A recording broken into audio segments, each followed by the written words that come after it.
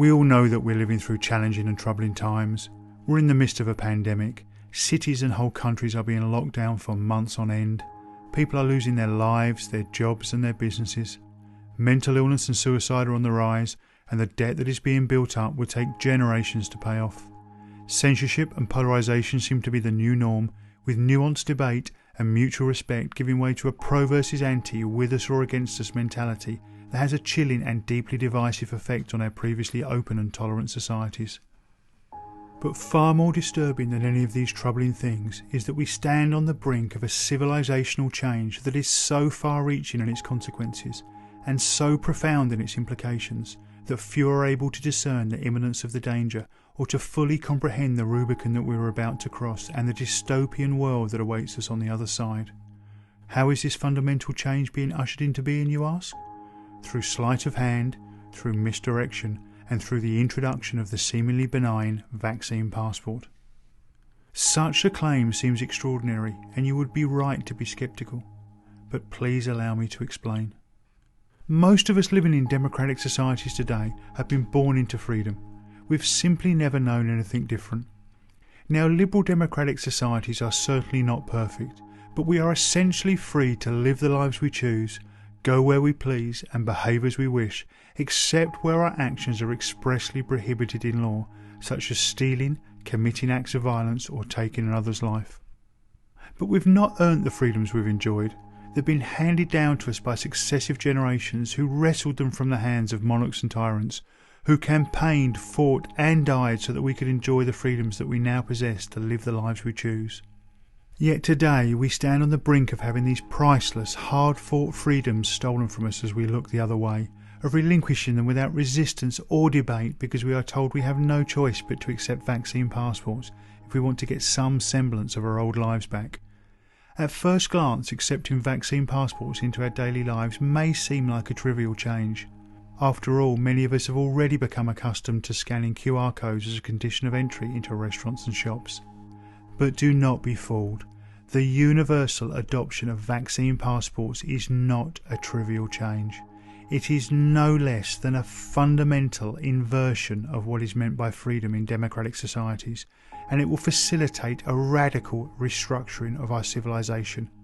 No longer will your personal freedom be expansive, constrained only at the periphery by long-established and mutually agreed laws. Instead, what will remain of your freedom will be limited to those things that you've been given explicit permission to do by some unseen algorithmic power mediated through the screen of your smartphone, one green tick at a time. Let me say this again, for it is critically important to understand. Today, we are essentially free to do anything we choose except where our actions are prohibited in law. However, after the introduction of vaccine passports, that concept of freedom will be consigned to history, replaced by a completely new system in which you will only be allowed to do the things that you have been given explicit permission to do. This is what I mean by a fundamental inversion of freedom. Almost overnight, our enshrined and protected freedoms will become mere privileges, temporarily granted to us for compliance and good behaviour. Can I go into this restaurant, this concert, this sporting event? Can I get on this bus, this plane or in this taxi? Can I go into this shop, this doctor's surgery or even into my place of work? Participation in such trivial day-to-day activities will be contingent on permissions granted to us via our smartphones, permissions which themselves will be liable to change from one day to the next. And don't think for a second that because you are now double vaccinated this won't apply to you. Australia, a country of under 26 million people, has recently signed contracts to secure a further 195 million vaccine doses on top of the millions of doses already purchased. That's about a booster shot every 6 months for the next 4 years. So in a couple of years from now, if you are 2 days late getting your booster shot for the latest COVID variant, you might as well forget that dinner with friends at your favourite restaurant. Those privileges will have been automatically revoked. And it won't stop there. Vaccine passports are just a Trojan horse. Behind the seemingly benign functional facade lays a digital ID scheme built on a software platform that is designed to be extended over time. Today you'll just get a simple binary green tick or red cross indicating your authorised inclusion or exclusion from everyday society. But tomorrow you'll be rated on every aspect of your life. Points added for behaviour deemed supportive of the government and big business. Points subtracted for anything deemed to be divergent from the required norms. So how many times did you inadvertently break the 1.5 metre social distancing rule today? What about that mildly critical post on social media about some government policy?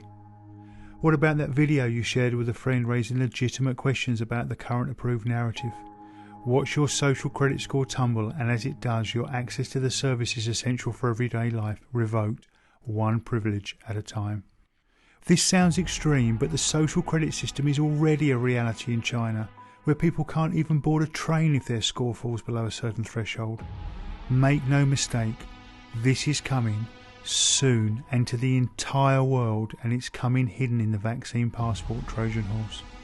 While such a world may seem implausible to us, if we stop and reflect for just a moment, it becomes clear that COVID-19 has already given us a taste of a world where what is permitted, and with it the boundaries of our freedom, changes on a day-to-day basis. The desensitisation has already begun. Although this vision of our imminent future is shocking enough, the true dystopian power of such a scheme only comes into view when we situate the vaccine passport digital ID platform in the context of the high-tech, highly surveilled world we already live in. It's no secret to anyone that the global tech giants monitor and record our every online action, with each post liked, every article shared, ad clicked and video watched used to build detailed profiles on us. These big data generated psychographic profiles are not only used to determine what products we may want to buy, but also, more chillingly, to infer our political preferences, our opinions, attitudes and beliefs, and even our innermost drives and fears. It really can be argued that, armed with big data, AI algorithms and near infinite computing power, Google, Facebook and Amazon really can know us better than we know ourselves. Furthermore, after Edward Snowden's revelations about the NSA's illegal and ubiquitous surveillance programs in the US, working hand in glove as they did with their Five Eyes partners in the UK, Canada, Australia and New Zealand, most reasonably informed people know that governments collect and store vast quantities of data on their citizens, including almost all telephone calls, text messages and emails. Every aspect of our lives today is monitored, scrutinised and profiled as part of the national security apparatus of the state or the for-profit apparatus of big business. To date, the Faustian bargain that we've made with big tech seems to result in little more than a gentle nudge here and there from an online ad or an eerily accurate Amazon recommendation to purchase something that we didn't even know we wanted.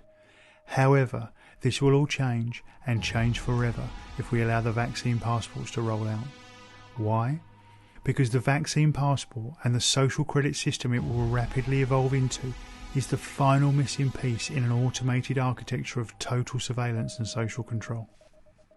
George Orwell has made us all familiar with the watching and monitoring aspect of surveillance, and we all intuitively know that the act of being watched puts pressure on us to conform to certain rules and norms. Think speed cameras on the roads and CCTV cameras in shops and town centres. But there is another aspect of surveillance that, apart from the occasional speeding fine, few of us have experienced, and that is the disciplinary aspect of surveillance, the punishment for non-compliance that's received at the sharp end of the surveillance architecture. Until now, that piece of the puzzle has been missing, but with the advent of vaccine passports, the mechanism to automatically discipline those who do not submit to prescribed norms and mandated rules will be carried in everyone's pocket every moment of every day. There is a term that's used in the academic discussions on surveillance known as turnkey totalitarianism. This is the idea that the surveillance infrastructure for a totalitarian system has been constructed around us, but it has not yet been switched on. The machine is ready, but the key has not yet been turned. Vaccine passports are the last part of that infrastructure, the last cog in the machine. They are the disciplinary sharp end of the totalitarian system of surveillance and control. Once we allow this final, critical part of the infrastructure to be slotted into place, once we accept it as just a normal part of daily life, the key will be turned, the Rubicon will be crossed, and there will be no going back. There will be no space for dissent, no opportunity for debate, and no room for deviance from prescribed norms and mandated behaviours. And as the crucially important space for debate, difference and non-conformity disappears, so too will the possibility of ordinary human beings collectively steering the direction we want our societies to go in. The machine will be on, eternally and automatically watching, profiling and scoring, guiding our behaviours and, when necessary, punishing. We will be forever at the mercy of our masters, those with the key to the machine, those who keep score, and those who set the rules, those who decide if we are deserving of a green tick or a red cross, those who decide whether we can be included in society or pushed to the precarious margins of existence. If we allow this to happen, it will be, as Aldous Huxley termed it, the final revolution. There will be no coming back from it. Freedom, as we have known it all our lives and for generations before us, will be extinguished forever for all but the privileged few at the pinnacle of the pyramid. In time, maybe in a generation or two, we will be so conditioned by the continuous gaze of surveillance and the rewards and punishments that it will automatically issue that we'll simply police ourselves, self-monitored, self-censored and submissive. The freedom we enjoy today, even the very idea of freedom as we conceive it now, will become all but unthinkable to our children and all the generations that follow. It is said that totalitarianism is, first and foremost, the extreme focusing of surveillance devoted to securing political ends. Under the cover of COVID-19, without debate, discussion or informed consent, we're about to let a new totalitarian world of total surveillance, control and compliance be ushered in, welcomed by many in the name of doing their part in the battle against the virus.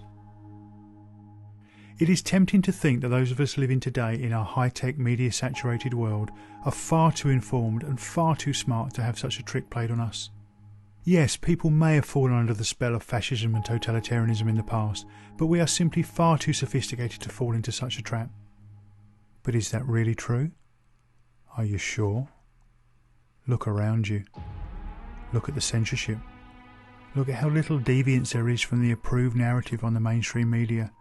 Look at how fear is being used to corral and control us. Look at how we are becoming divided around the ideas of masks, vaccines and lockdowns.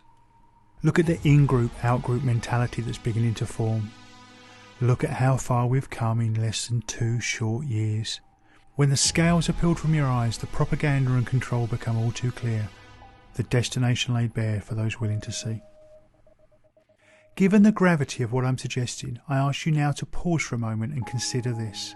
For centuries, perhaps millennia, the torch of freedom has been passed from generation to generation, often paid for with blood, the flames of that torch fanned by the hands it passed through. Those of us alive today who are fortunate enough to live in democratic societies now hold that torch. Now imagine yourself looking into the eyes of your parents, your grandparents and all the generations before them stretching back through time. Look at all those who gave their lives so that we might live free, who fought, who campaigned, who protested, who faced down despots so that individual liberty could be secured for them and for their descendants. Are you willing to look them in the eyes and tell them that you let the torch go out forever because of a virus? That you let the flame die because you were too fearful, too apathetic, too trusting or too easily manipulated to stand firm, stand tall and keep the flame alive? Now imagine yourself looking forward in time and bring to mind all your descendants, your children and your grandchildren, be they living or yet to come, and all those generations that will follow us. Look them in the eyes and tell them that the gift of freedom was handed down to us, but we allowed it to be taken from us and hence from them because we didn't see the sleight of hand trick that was being played, or if we did nothing to stop it. Can you feel the weight of responsibility that rests upon your shoulders now? Will you be able to live with the shame of knowing that you were one of those who stood idle, locked down, cowered in your home as the precious gift of freedom through sleight of hand, manipulation and misdirection was stolen from you and from all future generations to come?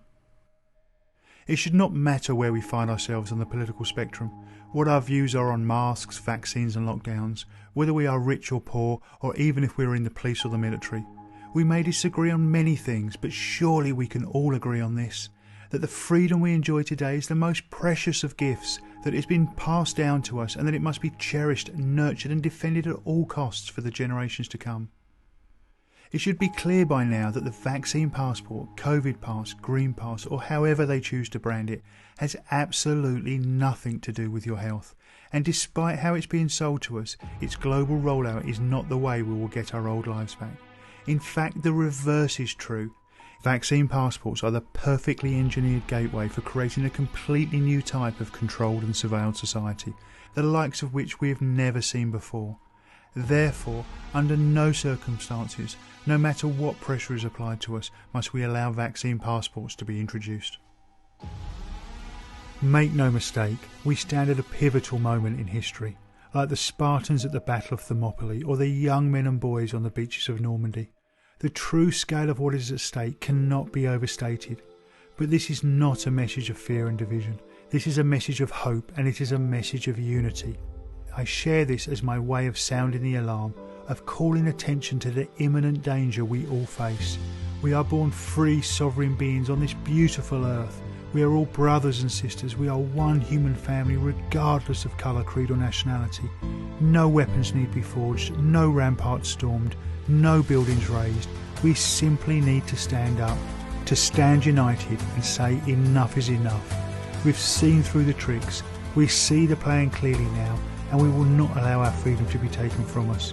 The torch of liberty will not be extinguished, not now, not ever, and certainly not on our watch. Our moment has come to defend it for all future generations, to fan its flames and to pass it on intact and invigorated to the generations that follow us. To our descendants we must say, in unison, we will not let you down. If this message resonates with you, I ask you to share it with your family and friends, for the time to act is now.